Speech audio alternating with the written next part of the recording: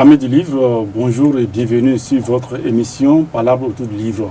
Nous avons encore une fois l'honneur de recevoir Rodrigue Achawe qui vient avec l'un de ses recueils de nouvelles intitulé La danseuse Sakwata.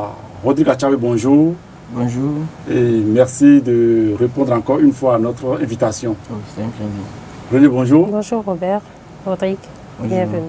Alors, La danseuse Sakwata est un recueil de 9 nouvelles qui nous plante dans l'Afrique régentée par les esprits et les vivants, par tout ce que nous lui connaissons comme dans de mystérieux. Et c'est autour de ça que nous allons causer. Mais avant, nous rappelons à nos internautes que vous êtes en même temps écrivain et éditeur. Et à ce titre, vous avez eu à publier de 2013 à ce jour une dizaine de livres, dont Coco Girl, finaliste du prix littéraire président de la République 2015. Rodrigue, bravo à vous. Alors, Sakwata, la danseuse Sakwata.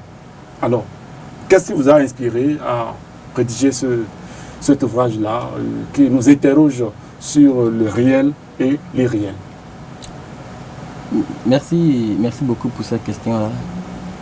Je tiens à vous dire que depuis mon cours secondaire jusqu'à l'université, j'avais une panoplie de tests avec moi. Oui. Et dans les années 2000, principalement, quand j'étais à l'université, oui, je me suis tellement focalisé sur la littérature fantastique. Super. Donc j'ai lu les Théophile Gautier, en tout cas pas mal d'auteurs français traitant de fantastique. Mais moi je me suis dit que pour être utile à la littérature de mon pays et de mon continent, il fallait adapter ces réalités-là à la culture africaine afin d'offrir aux lecteurs africains des histoires fantastiques tirées de leur terroir. Voilà, c'est ce qui a donné naissance à ce recueil de nouvelles. Très bien, nous aurons le temps donc de découvrir l'une de ces nouvelles. Mais avant, parlons donc du titre éponyme, La danseuse Sakwata, et où vous avez commencé votre récit par tu, pour finalement nous faire découvrir le personnage aux prises avec ce qu'il y a comme intrigue. Alors qu'est-ce qui vous a inspiré à procéder de la sorte? Oui, vous savez, quand on est jeune dans un métier, oui, on essaie de tremper son instrument dans tous les rouages de ce métier-là, afin de voir vraiment ce qui vous est convenable, ce dont vous êtes vraiment habile.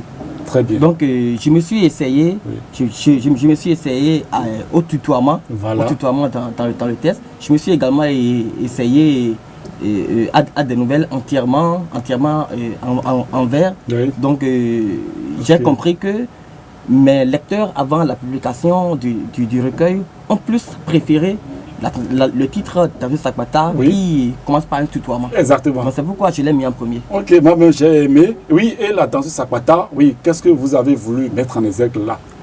Bon, la danseuse Sakwata, si vous le lisez, oui, vous saurez qu'il s'agit d'un dictateur, un président de la République, oui, qui, par des péripéties, oui, pensait être indétrônable, immortel. Exactement. Mais finalement, c'est la terre représentée par Sakwata qui a fini par avoir raison de lui. Tout à fait, René. Oui, qui a vraiment fini par avoir raison de lui, parce qu'un président qui se croit tout puissant, qui va prendre ce qu'il veut, chez qui il veut, oui, et avec des pratiques, je ne sais pas d'où vous vient ça, ces pratiques qu'il avait, je pense c'est un vaudou, si on...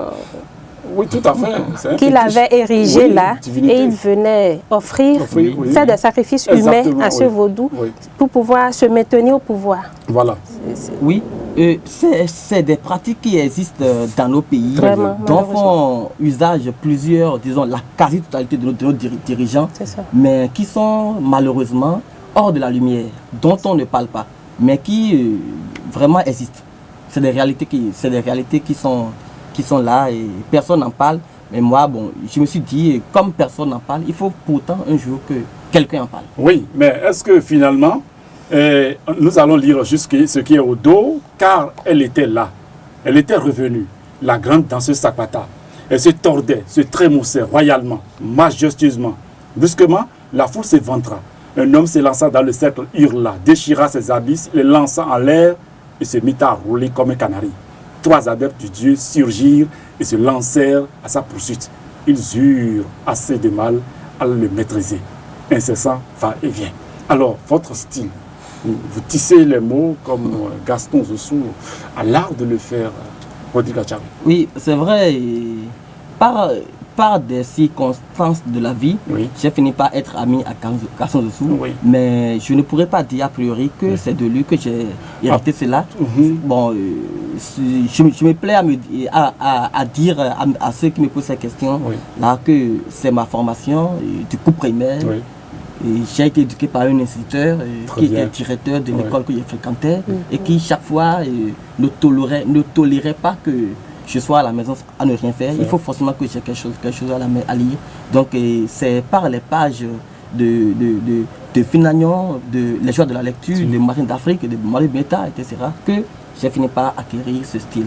Bravo à toi. Et René, nous allons en fait faire découvrir aux internautes les titres donc, de notre ouvrage du jour. Nous avons Koussi, Que de Varan, La danseuse Sakpata, Le monstre de Somaha, Mon amour de minuit, Les ailes du vent, Le pipi d'un dieu, La corde du pendu, le dernier baiser.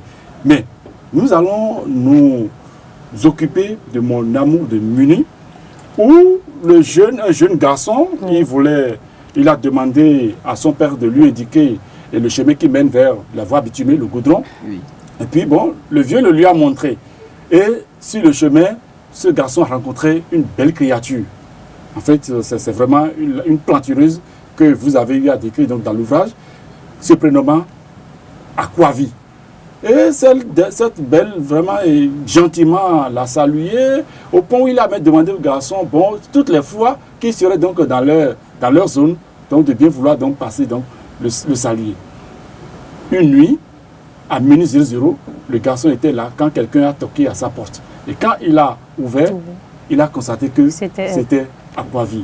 Mais écoute, l'ambiance, en fait, le moment était si doux, était si beau, que le garçon même, enfin, je ne sais pas si c'est Rodrigue, en fait, le personnage, a demandé si c'était vraiment du rêve.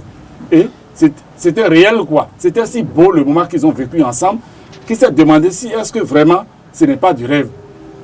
7 jours passés, c'est-à-dire ils ont passé la nuit pendant 7 jours, et un jour, il était chez, en fait, l'un de ses, je crois que c'est un de ses... Non, à la maison, en train de regarder une télévision chez quelqu'un. C'est même pas chez lui, hein. C'est chez quelqu'un. Oui, quand il voit passer la nécrologie. Très bien, quand il a vu donc la nécrologie qui présente de la jeune fille, mais morte il y a 1 mois à la morgue, dont l'enterrement est prévu pour demain. Vous y êtes, vous étiez à son enterrement, vous lui avez même offert une rose, etc. Et puis après, vous êtes rendu donc chez lui, et c'est là où son père vraiment vous a dit que c'est sa toute première. C'est la toute première enfant, la seule enfant qu'il avait. Alors, comment est-ce que vous avez pu passer de beaux moments avec quelqu'un qui est morte, c'est-à-dire une femme morte, 1 mois, et puis c'est après, depuis ce jour, vous l'avez rencontré dans votre rêve. Comment c'est arrivé? Raconte-nous cela. D'abord, je tiens à vous dire que ce que l'auteur écrit ne traduit pas forcément sa vie. Donc le jeu dans cette nouvelle-là, qui a passé de beaux moments avec la prétendue morte. Non, ce n'est pas une prétendue morte, elle est réellement morte. Oui. N'est pas forcément moi. Très bien. Ça peut être moi, comme ça peut ne pas être moi. Voilà. Donc l'auteur est libre. Voilà, tout à fait. Oui. Mais un personnage auquel vous n'avez pas donné un nom aussi. Oui, exactement. Et exactement. Bon, parlant du côté mystérieux de la chose, je vous dirais que nous sommes en Afrique et que ces genres d'apparitions se font réellement, ont réellement cours dans nos sociétés. Une femme qui meurt aujourd'hui et dont vous n'avez pas entendu parler de la mort, mais qui fortuitement vous rencontrez dans la circulation. Voilà. Ou bien pour rendre visite. Oui, pour rendre visite. Donc ça, cela arrive très souvent dans nos sociétés, mais Mais bon, si bien que on pense que bon voilà, ça fait partie de nos réalités quoi, en Afrique. Et c'est vraiment un mystère parce que quand il se rend compte, il se demande si c'est la réalité. La nuit qui suit, il essaye même de fermer la porte, de jeter la clé quelque part pour que ce ne soit pas que ce soit lui-même qui soit venu ouvrir la porte. Il attache même son pied à un montant, mais le lendemain, il se rend compte que la dame est passée. Il est toujours menotté là. Et c'est là tout le mystère. Ah, non, en fait, tu veux parler donc de la stratégie qu'il a adoptée pour ne plus aller ouvrir. Oui, pour se dissuader que pour se convaincre que ce n'est pas lui-même qui se levait la nuit pour aller ouvrir. Et bon, si vous en veniez à vous poser cette question, ça veut dire que j'ai réussi mon projet. Parce que justement, je voulais passer du fait que le narrateur, le personnage lui-même, ne soit pas conscient, se demande si effectivement il veut la réalité ou bien un rêve. Je vais passer de ce fait-là pour aller poser la même question au narrateur. Très bien. Leçon à tirer. Est-ce qu'il faut se méfier de toutes les belles que nous rencontrons les nuits? Qu'est-ce que la leçon que vous voulez nous donner déjà? Oui, bon, c'est vrai. Vous savez que toutes les belles qu'on rencontre la nuit ne sont pas des personnes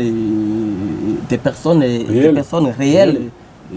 Toutes les belles qu'on rencontre la nuit ne sont pas des humaines, ne sont pas forcément des personnes que nous... Ne sont plus forcément des locataires de ce monde. Exactement. Et vous pouvez passer une nuit avec une dame aujourd'hui et demain, par exemple, vous apprenez, comme le narrateur, que c'est une personne décédée. Oui, est-ce que ce n'est pas aux esprits faibles que de pareilles choses arrivent, Rodrigue? Puisque votre œuvre évoque la floraison des baobabs de Hilaire Devenant, où les fantômes sont partout. Je me demande si quelqu'un qui prie bien, est-ce qu'il peut vivre ces situations-là, Rodrigue Achawi? Oui, c'est une dimension que je n'ai pas prévu d'aborder sur ce plateau, mais comme vous m'y invitez, je vais m'y essayer quelque peu. D'accord, merci René. Et juste un mot, puisque nous sommes déjà à la fin. Non, mais disons que, comme tu l'as dit tout à l'heure, les textes de Rodrigue sont avec un style tellement beau, attrayant et qui sont très simples à dévorer. J'invite tous les téléspectateurs à y goûter. Alors, parlant autour du livre, nous sommes déjà à la fin de cette rencontre qui nous offre la danseuse Sakpata de Rodrigue Achawi. Rodrigue Achawi, merci de toujours répondre à notre invitation. Et merci pour tout ce que tu fais dans le domaine du livre au Bénin. René, ce sera tout. Bonsoir chez vous.